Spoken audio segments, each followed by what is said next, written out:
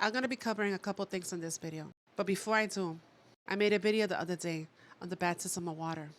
This is my new TikTok page. As you can see, it says Cyril Buse, and that's not the only video that is in Cyril Buse. And I know that everything that posts the Kingdom of Darkness, they try to stop. What I forgot to mention during the making of that video, around 2021, I was sleeping in my daughter's room, and I was woken up from my dream. What I saw coming towards me was a large body of water splashing down on me, and it woke me from my sleep. I believe that's when I received the Ruach, right there and then. I'm not telling you that everybody's going to receive it the same way, but I'm just telling you how I received it. So the physical water baptism, that came from Rome. Angels are depicted with wings, but they are purely spiritual beings. They do not have a physical body. They can take the appearance of a man to better communicate with humans. So you need to be mindful because they're good angels and bad angels, and they appear to us as humans. So it tells us in the scriptures that we're in the world, but we're not of the world. Anyone who chooses to be a friend of the world becomes an enemy of Yah. Don't forget to show hospitality to strangers, for some who have done this have entertained angels without realizing it. So in other words, an angel of Yah will not be somebody that's worldly. It will look like somebody that most likely be homeless. And what I mean by that? Because they're not under judgment, like we are. So they wouldn't be in the Babylonian magic money slave system, like we are. So they wouldn't be bond servants to Rome. What's going on with us, man? I don't get it. You see that lady over there walking away? She's walking around picking up ice and stuff from the floor to drink and eat. And we have all these freaking rich people right here in their Mercedes and their Maybachs and their everything out right there, just eating their coffee and food. And not one person offered that lady any damn thing. And I just barely have food right now, and I just wanted to bless her with it. And then give her some fruit. You know what I mean? I don't get it, man. I don't know why we can't just help each other. It sucks. But anyway, these are just tears of joy. And I don't care if this is saying what my right hand and my left hand does. God knows my heart. And everything I do is from my heart. These are real tears. They ain't fake. I ain't trying to get no views. They ain't nothing. It's just sad, man. I'm right here in Newport Beach right here in all these nice-ass cars. And nobody can offer her nothing to eat. And here I am giving her my lunch and then some. And fruit and this and that and waters and you know, just to see her smile, say thank you. And again I say unto you, it is easier for a camel to go through an eye of a needle than for a rich man to enter the kingdom of Yah. He is talking about the narrow path. The camel family first evolved in North America, eye of the needle, and Utah. You see how narrow the path is? It would be impossible for a camel to go through it. And the lot of Shem was the center of the earth. So you see the map? The west coast, that's Israel, Jerusalem. And that's where the eye of the needle is. So this is Utah that happens to be part of the four corners. America is the true old world. America is Granada, Israel, the promised land. You see right there, Zion, Canyon, and above it, Eden, Utah. Salam, Utah, as in Jerusalem. Utah is nicknamed the beehive state. They will seal us in our mind and in our hand. The mind, your worship, the beekeeper, the pope. Your hand, the government. Beehive state. So they destroyed Yah's temple and they rebuilt their temple and its place. Mormon Church, supreme Messianic right. Because the Mormons control all that territory. And the Skynet is in Utah as well. So Utah is part of the Four Corners, Colorado, Arizona, and New Mexico. In the Needles District, it's like nothing you've ever experienced. It has some of the most unique landscape around. This section of the Canyonlands is like no other place that you've been to. Backpacking will give you the most opportunity to maximize your time and see all of its glory, but this time we opted to do the 4x4 route, which is a wild experience on its own. The 4x4 route is one of the 68 official off-road Badge of Honor trails, and it's definitely a technical one, so ensure that you're up for it. After about 3.5 hours of demanding off-road trail, we finally made it to the start of our hike. After a few minutes of hiking, we found ourselves in a labyrinth of slot canyons that go in many different directions, forming perfect 90-degree intersections. It's like no other place that I've ever been to. The slot canyon walls are almost perfectly straight and sometimes rise 100 to 200 feet into the air. Some of the slots get really tight, so if you're claustrophobic, this isn't the hike for you. After hiking another few hours, we've made it to my all-time favorite arch. This is one of the most massive arches around, and it's an incredible sight. The last time I came out here, I stayed overnight and got some night shots of it with the Milky Way in the background. Canyonlands has so much to offer, and it's definitely a bucket list item for avid hikers. If you ever go, let me know what you think. History of Humanity, Felicity, California, center of the world. Remember, Shem was given the center of the earth. Felicity, California is a town near Yuma, Arizona. So you see it's all around the same area, the Four Corners. Located in the southeast corner of California, only a few miles from Mexico and Arizona, sits the official center of the world. Library of Congress, North American Indians, these ancient Israelites. And in Utah, they also seem to have a double slide. This is what Mexico looked like in the year 1794.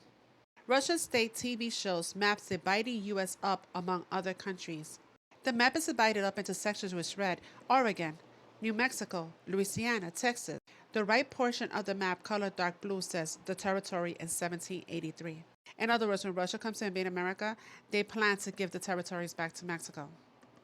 They're already carving up the map. And the scripture tells you that we will be getting our lands back. Western Washington Tribe could get back 75 acres of old growth forest under congressional bill dated August 26, 2024. Have you noticed how many of our indigenous women have been going missing for years? Missing and murdered all the way to South America. In the scriptures, it tells you that there's going to be a battle between the offspring of the woman and the offspring of the serpent all the way to the end of times. As you can see right here, Endgame, Denver International Airport. A closer view, Denver International Airport, Endgame.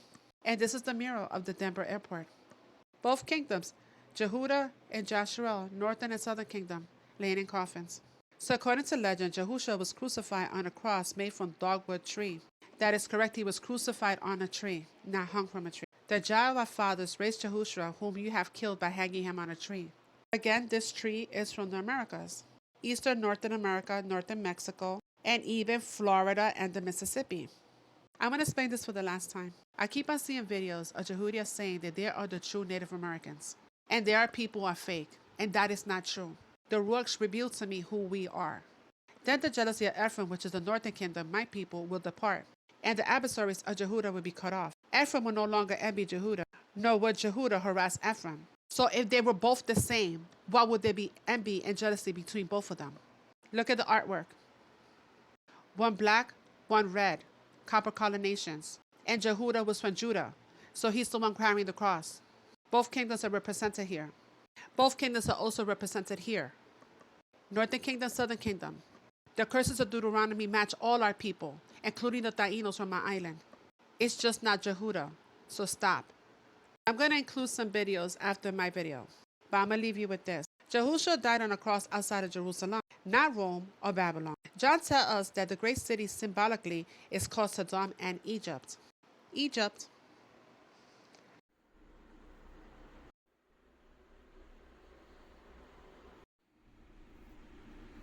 And the argument is always, well, you know, the white people brought us Christianity.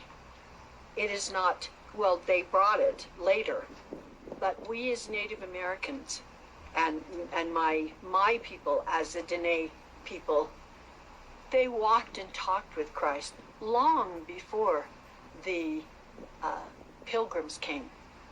They knew him, and he walked around among them. When you think about the drawing that these men had, and then think about what my grandfather and the 12 men spoke about, and they get, you know, my grandfather said that they built a ship and they came across the great waters and it was tumultuous, and they came here to this land. They were in the east, and there was millions eventually of millions and millions of Native Americans that were, you know, that were just covered this land. The Long Walk of the Navajo. In 1864, the U.S. government forcibly removed thousands of Navajo people from their ancestral homelands in present-day Arizona and New Mexico. Known as the Long Walk, this harrowing journey spanned over 300 miles to the Bosque Redondo Reservation in eastern New Mexico. Under harsh conditions, many Navajo died from starvation, disease, and exhaustion. Despite these hardships, the Navajo endured with resilience and tenacity, preserving their culture and identity throughout the ordeal. In 1868, after 4 years of suffering, the Navajo negotiated the Treaty of Bosque Redondo, allowing them to return to a portion of their original lands. The Long Walk stands as a testament to the Navajo people's enduring spirit and their unwavering commitment to survival and sovereignty. Story about how the missing and murdered Indigenous women crisis is being largely ignored.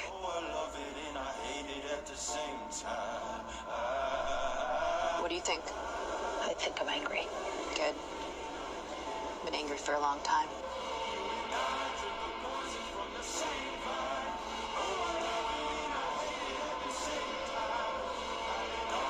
I read today the suicide rate in villages is 5 times the national average. I know. I grew up in one. I also know that suicide is used as an excuse not to investigate crimes against Native women. Remember me,